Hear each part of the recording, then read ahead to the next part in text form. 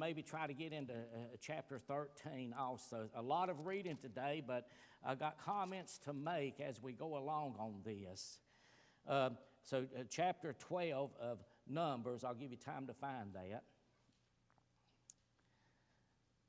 Thank God. Chapter 12 of the book of Numbers.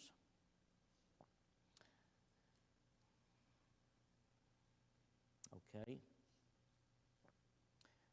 Verse number 1 through 3, I want to read about first. It's talking about there's three people, Miriam, Aaron, and Moses here. And it says in verse number 1, and Miriam and Aaron spake against Moses. Notice that. Against Moses, because of the Ethiopian woman whom he had married, for he had married an Ethiopian woman. And they said, hath the Lord indeed spoken only by Moses? Hath he not spoken also by us? And look here, and the Lord heard it. Now God's describing something right here in verse number 3, but listen, verses number 1 and number 2, they're speaking, they're murmuring here. What my Bible says on the topic, that Aaron and Miriam are murmuring. In other words, speaking quietly. Speaking quietly. Did you hear about such and such? Not wanting to speak loud enough where somebody else can hear them, but just to the one that they're speaking to. But here's the thing about it.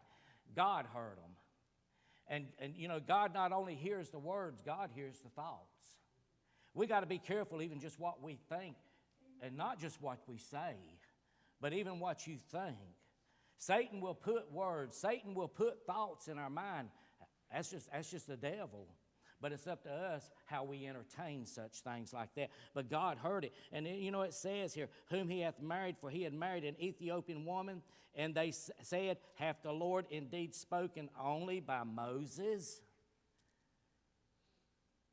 He not spoken also by us? Verse number 3 says this, now the man Moses was very meek. God's describing how this man was. Above all the men which were upon the face of the earth. I looked up the word meek.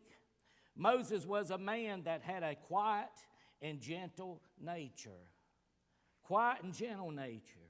Patient. Mild, without complaint or anger. Now, we do know about there was times Moses got angry. We do sometimes. The Bible tells us we can get angry, but just don't sin in it.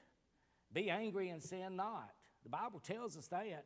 I get mad at the devil. There's a lot of people I get mad at, get upset with. I just tell you, a lot of them. But God is describing the man Moses here. And verses number 4 says, and the Lord spake suddenly. He didn't waste no time here. After he heard what Miriam and Aaron was having to say, the Lord didn't waste no time, and the Lord spake suddenly unto Moses and unto Aaron and unto Miriam. Come out, ye three, unto the tabernacle of the congregation. And they three came out. And the Lord came down in the pillar of the cloud and stood in the door of the tabernacle and called Aaron and Miriam, and they both came forth. Now he's telling all three of them to come out, but he's really got something to say to Miriam and Aaron. He's really a little bit, I'll just say, upset with them on what they're having to say here, how they're conducting themselves. And he said, verse number 6, hear now my words. Hear me now. You better take heed of what I'm about to tell you here. If there be a prophet among you, I, the Lord, will make myself known unto him in a vision, and will speak unto him in a dream. My servant Moses is not so, who is faithful in all mine house. Now notice what he just now said. If there be a prophet among you, I will make myself known unto him in a vision, and will speak unto him in a dream. But see what God has to say in verse number 8. With him, Moses, will I speak mouth to mouth, even apparently, and not in dark speeches. And then the similitude of the Lord shall he behold. Wherefore then were ye not afraid to speak against my servant Moses? You didn't even think about consequences or anything like that. Growing up, I'm sure we all did things. I did things, didn't think about the consequence of it. I look back on some things that I did and wonder, my goodness, I was stupid. I'd done something like that. Wouldn't be about to now. Wouldn't be about to. Verse number 9 says here, and the anger of the Lord was kindled against them. Oh, he got upset with them, people. And he departed. And the cloud departed from off the tabernacle.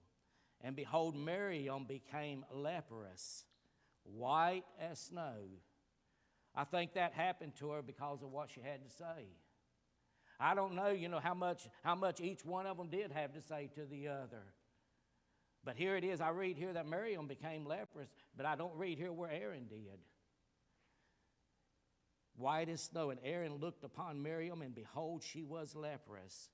And Aaron said unto Moses, Alas, my Lord, I beseech thee, lay not the sin upon us wherein we have done foolishly. You realized they messed up on how they were talking against Moses here. Done foolishly, and wherein we have sinned. We have sinned. Let her not be as one dead, of whom the flesh is half consumed, when he cometh out of his mother's womb. And Moses cried unto the Lord, saying, Heal her now, O God, I beseech thee. I underline the word beseech. Lord, I'm begging you, Lord. Lord, I'm pleading with you, Lord. Heal her. Don't let her remain this way. We did sin. We did do wrong. Here's her punishment. But God, heal her. Don't let her remain like that. And the Lord said unto Moses, If her father had but spit in her face, should she not be ashamed 7 days?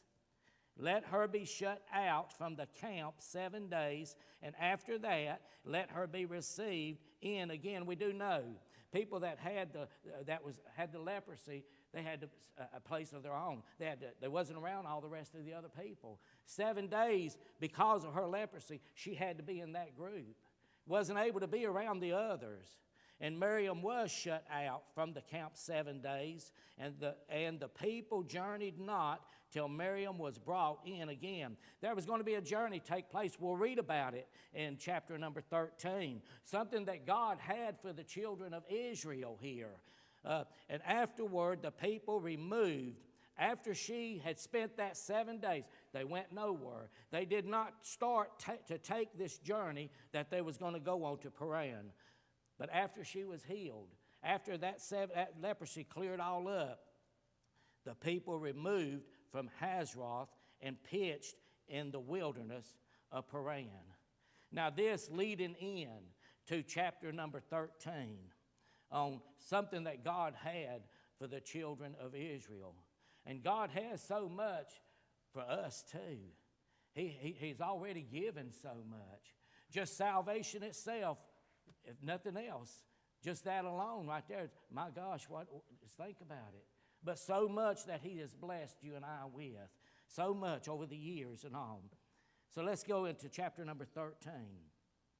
And the Lord spake unto Moses, saying, Send thou men, that they may search the land of Canaan, which I give unto the children of Israel. I underline, which I give unto the children of Israel. God had given that land to them. The thing is they just hadn't received it yet. I could offer, Jerry, I could say, Jerry, I got $20 for you. But until you come and get it, or I come to where you at and put it in your hand, you ain't received it. Okay? God gave them something here, but they hadn't received it. We hadn't received it. There's so much that God has for you and I, as I just now said, we haven't received it. There's things that we've got to do too, people. The children of Israel, God is saying here, He's going to lay out here what He wants them to do, what He wants them to look for, how He wants them to be. You don't walk just any old way you want to and expect God to do for you. I say that to you. Send thou men that they may search the land of Canaan, which I give unto the children of Israel. Of every tribe of their fathers shall ye send a man, every one a ruler among them. And Moses, by the commandment of the Lord, sent them from the wilderness of Paran. All those men were heads of the children of Israel. And I'll skip verses 4 through 16, go to verse number 17. And Moses sent them to spy out the land of Canaan, and said unto them, Get you up this way southward, and go up into the mountain, and see the land with what it is, and the people that dwelleth therein. Here's the things he's telling them, what he wants them to be looking for. One, whether they be strong or weak. Whether they be strong or weak. Or are they few, or are there many? And what the land is that they dwell in, whether it be good or bad. And what cities they be that they dwell in, whether in tents or in strongholds. You know, this may sound kind of crazy to you, but when I read that right there, it made me think about the 3 little pigs. You know, it just did. You know, an old wolf couldn't blow that one down. It was built out, I believe, out of the brick. But God's got something here for them, whether in tents or in strongholds. And what the land is, whether it be fat or lean, whether there be wood therein or not. Yesterday, Brother Jared and I were all of us that went on, well, not all of us, but Brother Bob and some of us, we were on our way back from going to the coast on a men's retreat on fishing trip. And I was riding with Brother Jared. And coming up the road, I for whatever reason, and it came to my mind this morning on comparing it with this right here, whether wood therein or not. Whatever reason, I found myself looking for quite a while, quite a distance, off and on, to the trees that was on the side of the road. And I noticed, I can't tell you how many miles that I'm off and on looking at this, the trees were just so small. They didn't have no diameter about them, like a big old oak tree or something. None of them. They were just small. But as we got closer to home, I noticed they began getting better sizes about them. Where we was at was more sand.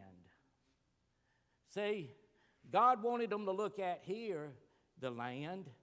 Is it a land that you can grow on? Is it a land that's going to bear forth great fruit? Which it was. We'll read about that. But as I got closer to home, as I say, I began seeing the trees getting larger and larger in diameter. Well, you know, what comes to me is, you know, sand there, further you go east, sand, and the further you come west and all, you get into good dirt. You get in that good old brown or good old red dirt that will grow things here.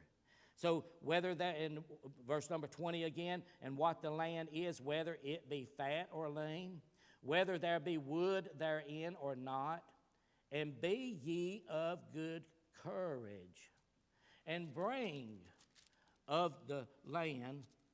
Now the time was the time of the first ripe grapes. The season was right now for these grapes. It was right. So they went up and searched the land, from the wilderness of Zin unto Rehob, as men come to Hamath. Verse 23.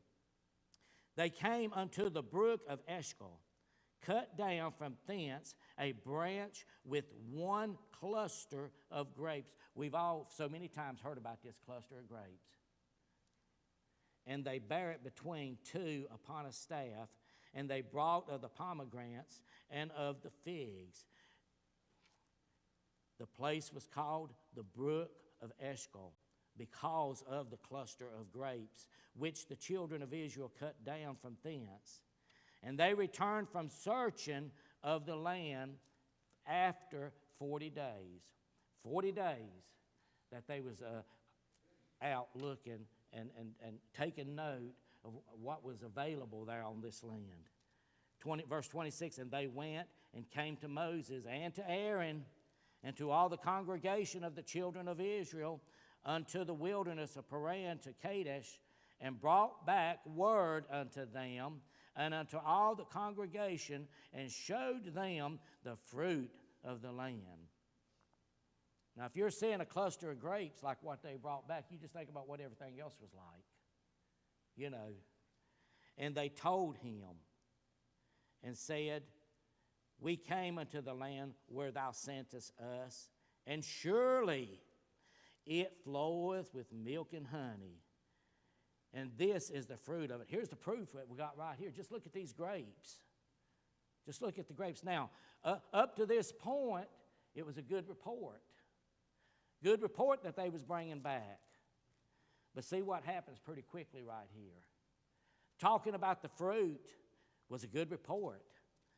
But, verse number 28, nevertheless, here's where some doubts beginning to set in. Here's where some second thoughts is beginning to set in about this land. Oh, sure, the land's good. The fruit's good. But, nevertheless, the people be strong that dwell in the land. And the cities are walled and very great. And moreover, we saw the children of Anak there. It'll describe them in just a minute.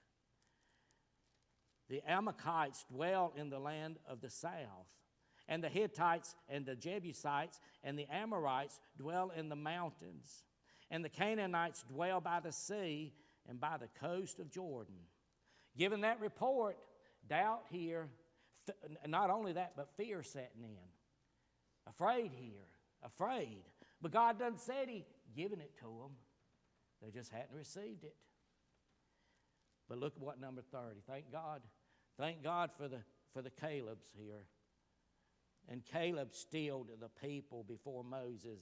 I imagine during all this time the people was beginning to probably get a little bit loud here. Overriding. But Caleb had to quieten them down here. He's had something to tell them here. He stilled the people before Moses and said, let us go up at once and possess it, for we are well able to overcome it. Caleb, I believe, knew who made the statement. He'd given it to him. If God says you can do it, you can do it. And the Bible, where it's talking about God telling those to go to the other side, and they get on the water, the storm comes up, they're afraid, they're fearful, but God done told them to go to the other side. Feel like if He tells them to go to the other side, regardless of what they're faced with on their journey, they're going to get to the other side. Just trust God. Trust God. Caleb stilled the people before Moses and said, let us go up at once and possess it, for we are well able to overcome it. But the men that went up with him said, we be not able to go up against the people, for they are stronger than we. And they brought up an evil report. Now, God didn't like this right here. He didn't like this right here.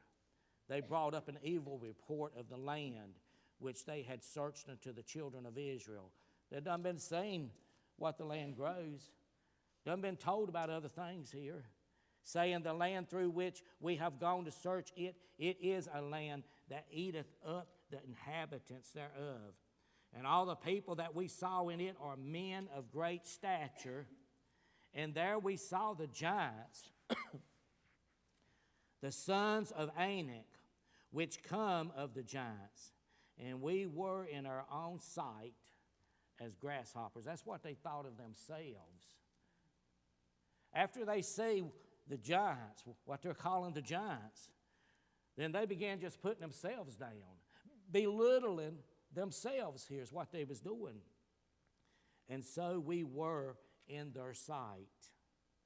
Now let's go to chapter 14. And all the congregation lifted up their voice and cried, and the people wept that night. And all the children of Israel murmured against Moses. They're murmuring against him. They're upset with him. They're just beginning to say some things. They're forgetting what God's already done for them, people. God's already done so much for each one of us. So much. But people so many times forget about it. Forget about it. I never want to forget what God's done for me. I never want to forget that saving me. I never want to forget the times that He's touched my body, that the doctors didn't have to do surgery or something. Don't want to never forget it. I don't want to forget the blessings He's bestowed upon me. Sometimes I just need to look back and see what God's brought you through. And all the children of Israel murmured against Moses and against Aaron. And the whole congregation said unto them, would God that we had died in the land of Egypt. Oh, my goodness. My goodness here. They forgot. Or would God we had died in the wilderness. And wherefore hath the Lord brought us unto this land to fall by the sword, that our wives and our children should be a prey? Were it not better for us to return into Egypt? Saying God brought them there just to die. Just to die. And they said one to another, let us make a captain, and let us return into Egypt. We're better off to go back to Egypt here. That's what they're saying here. Then Moses and Aaron fell on their faces before all the assembly of the congregation of the children of Israel. And Joshua the son of Nun and Caleb the son of Jephunneh, which were of them that searched the land, rent their clothes. And they spake unto the company of the children of Israel, saying, the land which we passed through to search it is an exceeding good land. Exceeding good land.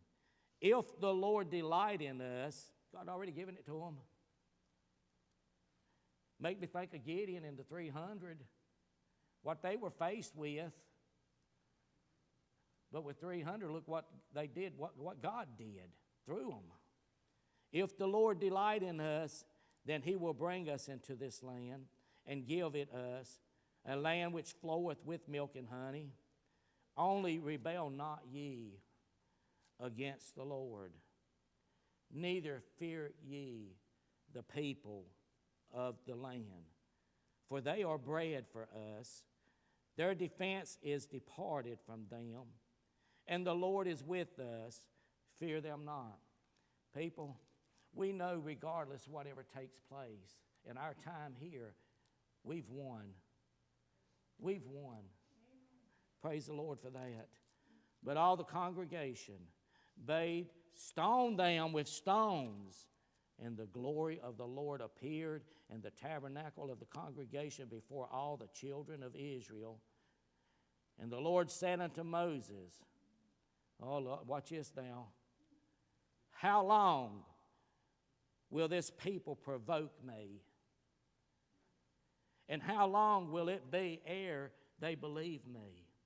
For all the signs which I have showed among them, look what I've already done for you, people, and listen at you right now. Listen at you. It's like He's telling them, you ought to be ashamed of yourself. Which I have showed among them, I will smite them with the pestilence, and disinherit them, and will make of thee a greater nation and mightier than they. And Moses said unto the Lord, then the Egyptians shall hear it, for thou broughtest up this people in thy might from among them. Lord, you brought them out from Egypt. Now, don't smite them here. Don't do that. They're going to say, well, you brought them out from Egypt. Well, I'm not getting ahead of myself. That God, you couldn't do this for them. You did it for them then, but you're unable to do it for them now. And they will tell it to the inhabitants of this land, verse 14. For they have heard that the Lord art among this people, that thou, Lord, art seen face to face. and that thy cloud standeth over them, and that thou goest before them by daytime in a pillar of a cloud, and in a pillar of fire by night.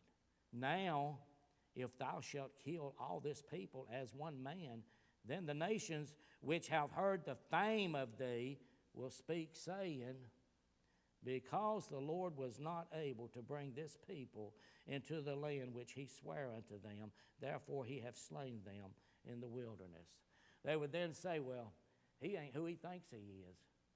He can't do this. He did the other, but he can't do this. So he's just going to go ahead and kill him himself. In verse 17, and now I beseech thee, let the power of my Lord be great, according as thou hast spoken, saying, the Lord is long-suffering, thank God, and of great mercy, thank God, forgiving, thank God, iniquity and transgression, and by no means clearing the guilty, visiting the iniquity of the fathers upon the children unto the third and fourth generation. Pardon, I beseech thee, the iniquity of this people, according unto the greatness of thy mercy, and as thou hast forgiven this people from Egypt even until now. And the Lord said, I have pardoned according to thy word, but as truly as I live, all the earth shall be filled with the glory of the Lord, because all those men which have seen my glory and my mercies, or that miracles, which I did in Egypt and in the wilderness, and have tempted me now 10 times, and have not hearkened to my voice. See what God's got to say about this. Those seen me, what I did. I delivered them.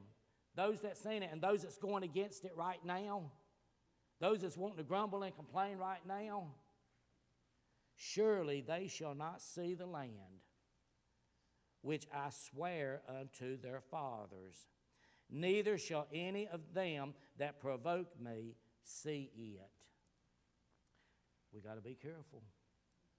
But my servant Caleb, I like this. Now listen, Caleb stood up. Caleb spoke out.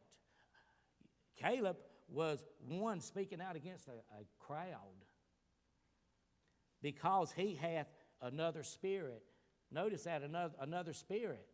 It wasn't the right spirit. You know, Caleb had the spirit he was supposed to have. The other ones didn't, grumbling and complaining. With him, and hath followed me fully, him will I bring into the land whereinto he went, and his seed shall possess it. Now, the Amalekites, the Canaanites, dwell in the valley. Tomorrow turn you and get you into the wilderness by the way of the Red Sea. And the Lord spake unto Moses and unto Aaron, saying, how long shall I bear with this evil congregation, which murmur against me? I have heard the murmurings of the children of Israel, which they murmur against me. Say unto them, as truly as I live, saith the Lord, as ye have spoken in mine ears, so will I do to you. Your carcasses shall fall in this wilderness, and all that were numbered of you according to your whole number, from 20 years old and upward, which have murmured against me, 20 years and older, that's had something to say against the Lord, that's grumbled and complained. Doubtless ye shall not come into the land concerning which I swear to make you dwell therein, save Caleb the son of Jephunneh and Joshua the son of Nun. But your little ones, which ye said should be a prey, them will I bring in, and they shall know the land which ye have despised. But as for you, your carcasses, they shall fall in the wilderness, and your children shall wander in the wilderness 40 years, and bear your whoredoms until your carcasses be wasted in the wilderness. After the number of the days in which ye search the land, even 40 days. Each day for a year shall ye bear your iniquities, even 40 years, and ye shall know my breach of promise. I, the Lord, have said, I will surely do it. We can count on it. Unto all this evil congregation that are gathered together against me in this wilderness, they shall be consumed, and there they shall die. And the men which Moses sent to search the land, who turned and made all the congregation to murmur against him by bringing up a slander upon the land, even those men that did bring up the evil report upon the land died by the plague before the Lord. But Joshua, the son of Nun, and Caleb, the son of Jephunneh, which were of the men that went to search the land, lived still. Moses told these sayings unto the children of Israel, and the people mourned greatly. And they rose up early in the morning and gat them up into the top of the mountain, saying, Lo, we be here, and will go up into the place which the Lord hath promised, for we have sinned. And Moses said, Wherefore now do you transgress the commandment of the Lord? But it shall not prosper. Look at this. Go not up, for the Lord is not among you, that ye be not smitten before your enemies. For the Amalekites and the Canaanites are there before you, and ye shall fall by the sword, because ye have turned away from the Lord. Therefore the Lord will not be with you. Regardless of what you think right now, now you realize you messed up, but you done went too far with the Lord. God's not with you. And I'm going to stop right there. I hope you got something out of that this morning. Let's remember the morning worship service that God has just blessed in a mighty way. Our pastor and the family, and Brother Hall and his family on still vacation, that God will be with them, and just so much. Just pray for the nation, for those in the devastation of the hurricane and everything. Jerry, would you dismiss us, please?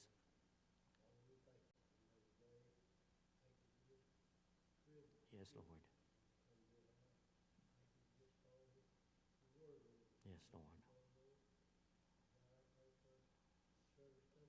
Yes, God. Yes, Lord.